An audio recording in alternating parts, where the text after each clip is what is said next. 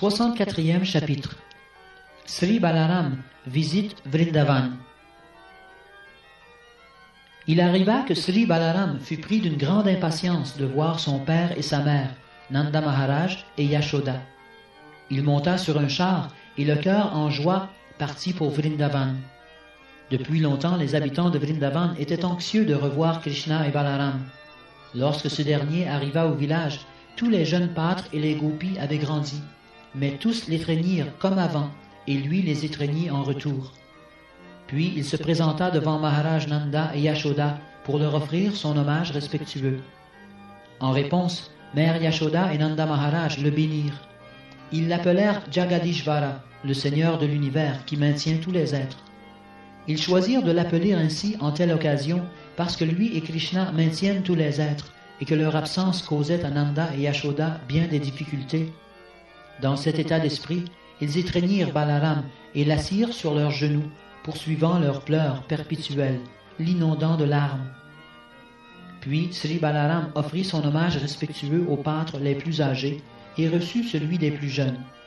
Il échangea ainsi avec eux des sentiments d'amitié selon leur âge et la relation qui les unissait. Il serrait la main de ses égaux en âge et amitié, puis, avec un grand rire, les étreignait. Les saluts échangés avec tous, les pâtres, les gopis, le roi Nanda et Yashoda, Sri Balaram s'assit enfin, satisfait, et tous l'entourèrent. Il s'enquit tout d'abord de leur bien-être, mais vite fut leur tour de lui poser des questions. Si grand l'amour qu'ils portaient à Krishna qu'en son absence, leurs voix tremblèrent lorsqu'ils s'enquirent de sa personne auprès de Balaram. Lorsqu'arrivèrent les gopis, Sri Balaram leur porta un regard affectueux. Elles, envahies par la joie, elles qui avaient souffert si longtemps de l'absence de Krishna et de Balaram, s'enquirent du bien-être des deux frères. Elles voulurent surtout que Balaram leur dise si Krishna prenait plaisir à sa nouvelle vie, tout entouré des citadines de Dwarkapuri. Peut-être lui nous a-t-il oubliés, dirent-elles, maintenant que l'entourent les citadines de Dwarka, mais nous nous souvenons encore de lui, quand nous cueillons des fleurs et en faisons des guirlandes. Mais il ne vient pas, et nous passons notre temps à pleurer. Si seulement il revenait, s'il acceptait ces guirlandes faites exprès pour lui. Nous avons renoncé à nos pères, nos mères, nos sœurs et nos proches, sans le moindre regret. Puis, brutalement, Krishna nous a abandonnés. Sans rien considérer avec sérieux, il a brisé notre relation intime et pris le chemin d'un autre pays. Mais lui, si espiègle, si intelligent, inventa de douces paroles. « Mes chers gopis, n'ayez nulle crainte. Le service que vous m'avez offert, jamais je ne pourrai vous le rendre. Après tout, nous sommes des femmes, comment pouvions-nous ne pas le croire? À présent, nous savons que ces doux propos n'étaient que tromperies. » Une autre gopie, révoltée par l'absence de Krishna, prit la parole. « Mon cher Balaramji, certes, nous ne sommes que filles de village, et Krishna a pu facilement nous tromper. Mais les femmes de Dwarka, sont-elles aussi naïves que nous? Elles sont bien plus rusées et intelligentes. Je serais bien surprise de les voir crédules devant Krishna et trompées par ses paroles. » Une autre gopie. « Mon cher ami, Krishna est fort adroit dans l'usage de la parole. Nul dans cet art ne peut rivaliser avec lui. Il met dans ses mots tant de couleurs, parle avec tant de douceur, que n'importe quelle femme verrait son cœur en déroute. Il a porté à la perfection l'art de séduire en souriant. » À ces mots, une autre gopie déclara « Mes amis, pourquoi donc parler de Krishna? Si vous voulez tuer le temps, prenez alors un autre sujet. Ce cruel Krishna se passe de nous, pourquoi ne pas nous passer de lui? Certes, sans nous, Krishna passe ses jours dans la joie, mais nous, sans lui, ne pouvons être heureuses. » À mesure qu'elles parlaient ainsi, les gopis sentaient leurs sentiments pour Krishna se faire de plus en plus intenses. Elles refaisaient l'expérience de son sourire, de ses mots d'amour, de ses traits séduisants, de son caractère et de ses étreintes. Si forte était leur extase qu'il leur semblait voir Krishna présent en personne et dansant devant elles. Si doux leur était le souvenir du Seigneur qu'elles ne purent retenir leurs larmes et se mirent à pleurer sans autre considération. Sri Balaram pouvait fort bien comprendre les sentiments d'extase des gopis et voulut donc les apaiser. Lui aussi était habile dans l'art de la parole. Ainsi, avec les marques d'un grand respect et beaucoup de tact, il se mit à conter aux gopis l'histoire de Krishna, et elles en furent satisfaites. Et pour que leur satisfaction soit durable, Sri Balaram demeura à Vrindavan 2 mois entiers. Pendant tout ce temps, il demeura parmi les gopis et passa chaque nuit avec elles dans la forêt de Vrindavan afin de combler leurs désirs amoureux. C'est ainsi que Balaram jouit également de la danse rasa en compagnie des gopis. C'était le printemps et la brise soufflait avec douceur sur la berge de la Yamuna, portant l'arôme de diverses fleurs. L'éclat de la lune se répandait dans tout le ciel et illuminait les berges de la Yamuna. Le demi-dieu Varuna envoya dans la forêt sa fille Varuni sous forme d'un miel liquide coulant des creux des arbres. La forêt tout entière en fut embaumée et le doux arôme du miel captiva Balaramji. Il but le miel et les gopis firent de même.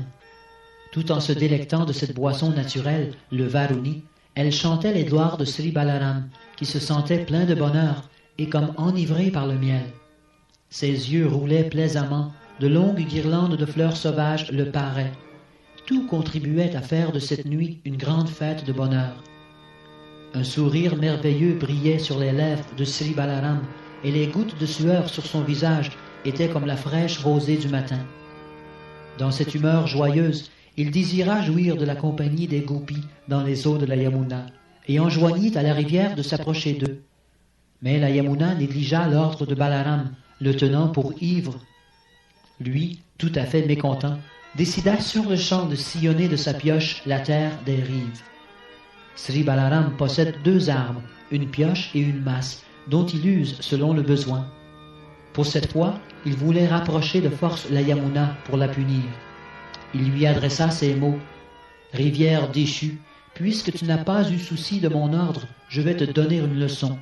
Tu n'as pas voulu venir de toi-même? Eh bien, ma pioche t'y forcera.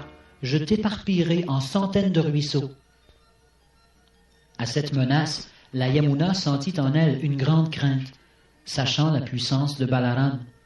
Elle vint en personne, tomba aux pieds pareils au lotus du Seigneur, et pria ainsi: « Ô cher Balaram, tu es l'être le plus puissant, qui fait le plaisir de tous. Par malheur, j'ai oublié un instant ta haute et glorieuse position, mais à présent, retrouvant la raison, je me rappelle que par ta simple émanation partielle, Shesha, tu soutiens sur ta tête tous les systèmes planétaires. L'univers tout entier repose sur toi. Ô Dieu, ô personne suprême, tu jouis pleinement des 6 excellences. Oublieuse de ta toute-puissance, j'ai désobéi à ton ordre. Quelle erreur! Car je me suis rangé parmi ceux qui t'offensent. Cependant, ô cher Seigneur, je t'en prie, sache que je suis une âme soumise à ta personne. Grande est l'affection que tu portes à tes dévots. Excuse donc mon impudence et mes erreurs. Puisse ta miséricorde immotivée s'exercer en ma faveur. » S'étant soumise, la Yamuna fut pardonnée. Elle était toute proche maintenant, et Sri Balaram souhaita jouir du plaisir de nager dans ses eaux en la compagnie des gopis, comme un éléphant s'ébat avec ses nombreuses compagnes.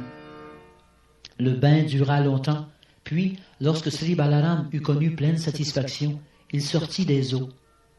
Alors, une déesse de la fortune lui offrit un bel habit bleu, ainsi qu'un précieux collier d'or. Grande était la séduction de Sri Balaram après son bain dans la Yamuna, vêtu de bleu et paré de bijoux d'or. Comme son teint est blanc, il ressemblait à l'éléphant blanc du roi Indra dans les planètes édéniques. Aujourd'hui encore, la rivière Yamuna se divise en de nombreuses petites branches. Elle a été écorchée par la pioche de Sri Balaram. Et ces branches de la Yamuna glorifient toujours la toute-puissance du Seigneur.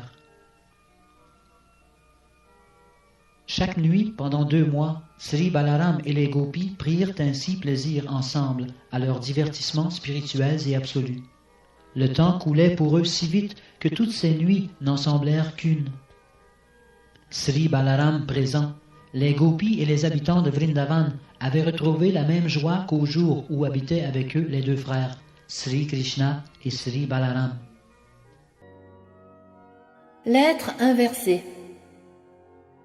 Dans le sein de Devaki, Baladev apparut comme son 7e enfant. Shri Balaram fut transféré du sein de Devaki au sein de Rohini. La mère de Balaram se cache à